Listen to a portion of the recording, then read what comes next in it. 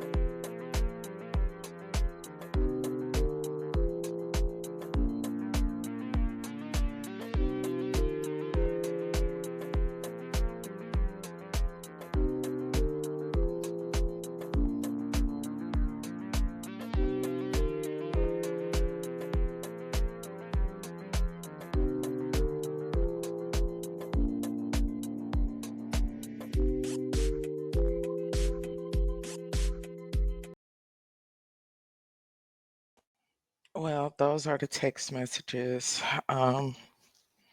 Ladies, if you're dealing with someone and you find out in any capacity, especially as first ladies and women of God and those who are virtuous women, when you find out that your husband are presenting one thing to the public and you know something else is going on, or you find out in the public they have something else going on, you have to leave.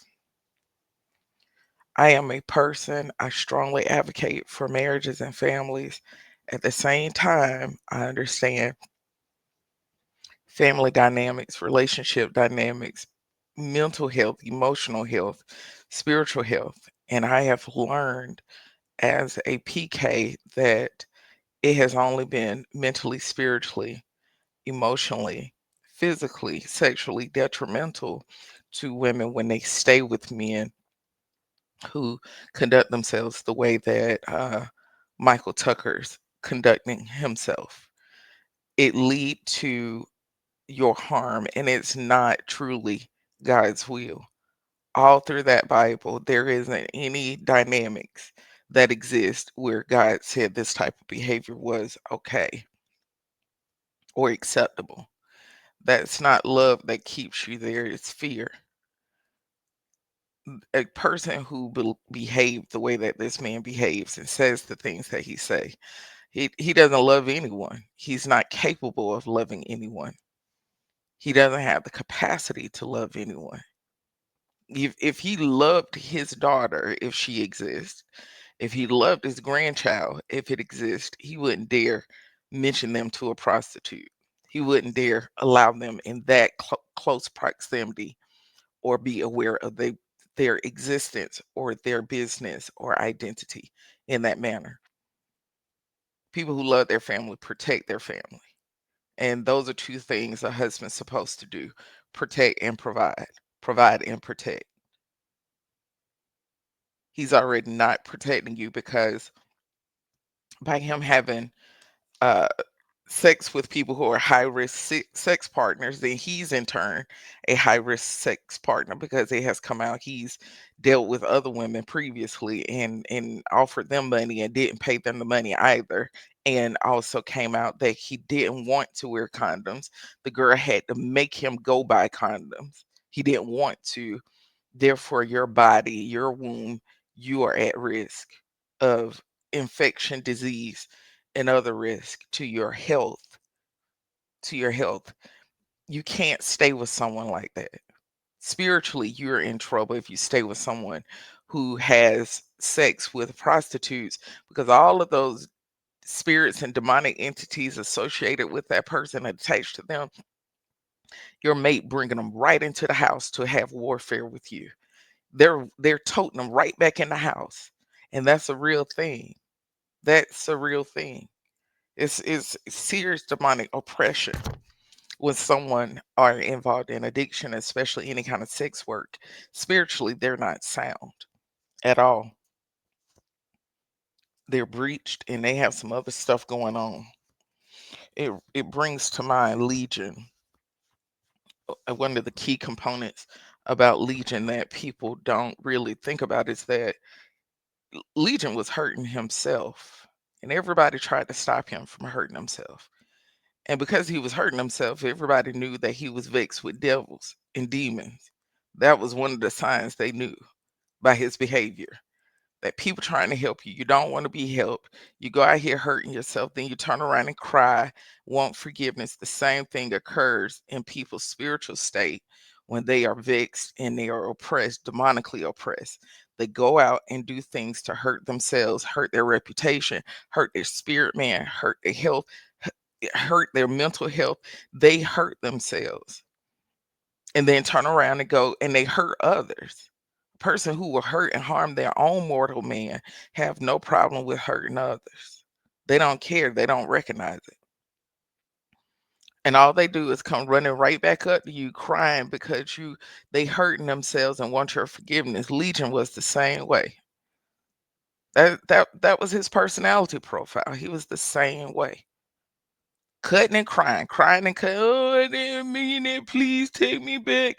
I'm so sorry. And then everybody run in and want to help him. And then he turn around and do the same thing over again. Honey, that is what you're dealing with. You deserve so much better. Um, please don't think this is spiritual warfare by you finding out this information. It is truly, truly, truly God made sure you were no longer walking in darkness. And above all that, you're not part of the real fallout when it comes, because this is just the beginning. You have a way of exit, and God has provided a way for you to exit. Okay. Because this is not done with him because of the kind of behavior what he has spiritually going on with him. It's spiritually, mentally, emotionally, all of it. All of it. All of it. Now, and not to uh evoke fear at all. It's to be honest with you, people who are committed to different schemes and deception and manipulation and creating false realities. Once they find one that they're really good at and they're gaining traction with it, they're getting attention with it, they become very protective of it. And then they will harm those who pose a risk of exposing them. That's why I'm telling you it's very dangerous for you to remain around him. It's very dangerous because the reality is that they love the power, they love the attention. That's it. That's all they care about. And you could be at great risk. There was a video recently that was released, and the wife, she had gotten a hold of her husband's phone. Her husband, with his bare hands, dismantled the entire car to get to that phone. He shattered the back, the front glass. I mean, it looked like the car had been attacked by a giant or something. And you could hear it in his voice that something that wasn't a human voice. The way it was giving my phone, it's the catalyst or the conduit for that deception. And he was so committed to it, he was willing to hurt her and possibly even worse. Because whatever was in that phone was connected with a life, a reality, a fabricated something that he cared a great deal about and was willing to hurt her about. And that's why I'm telling you the God honest truth. You do need to leave. You do, for your own safety and for you to assume the responsibility of protecting your children and or grandchild. Okay. Well, guys, I look forward to reading your comments. I did do my part, as I told you guys last night, that I was gonna do what I needed to do. Um, and the way the Lord is dealing with me about this, I'm just still speechless, to be honest with you, because there's another element of this of how I know her, because I saw one of her pictures and I immediately knew where I saw her picture at before. Um, and it's just I can't find the words for it. But the Lord, has a way of working things out, and He know, and I know for whatever reason He designed me to be a person. I would get up and do what need to be done. That is just and right, and stand on it. It's never about size for me. It's about you know um, doing what's just and right in the eyes of God and His Word. And my hope is that it increase people in the faith, that they know there's still people who exist that really, really stand on God's word and care about them, care about their souls, care about their well being, and knowing that God has a greater plan for them. And I understand being able to be literally my siblings' car being used as what I call like a wink or confirmation or arrow that God lets me know, listen, yeah, this is something. This is it. This is something. I'm going to show you what to do and what to do next. And I did, and so to me, it's very clear that God is trying to protect his wife.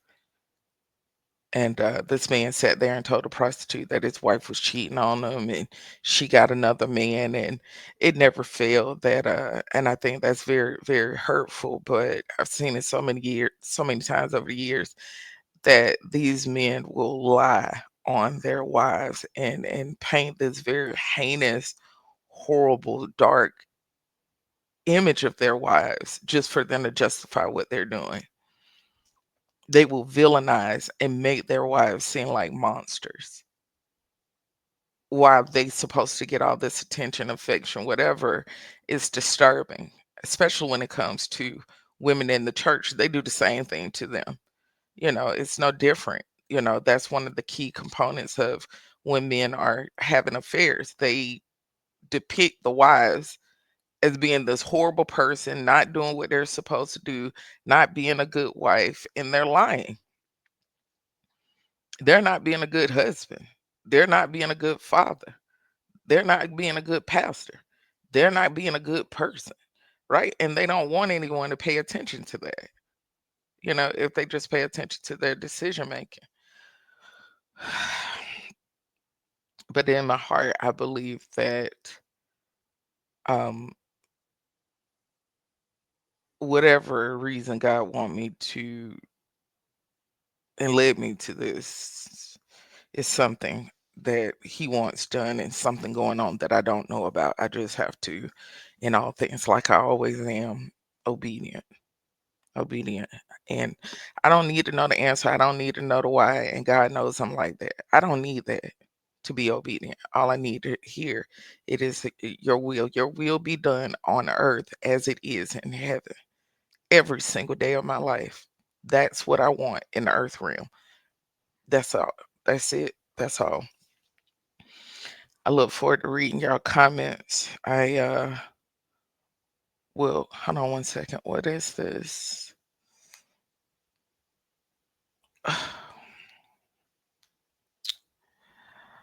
I'll be back and do a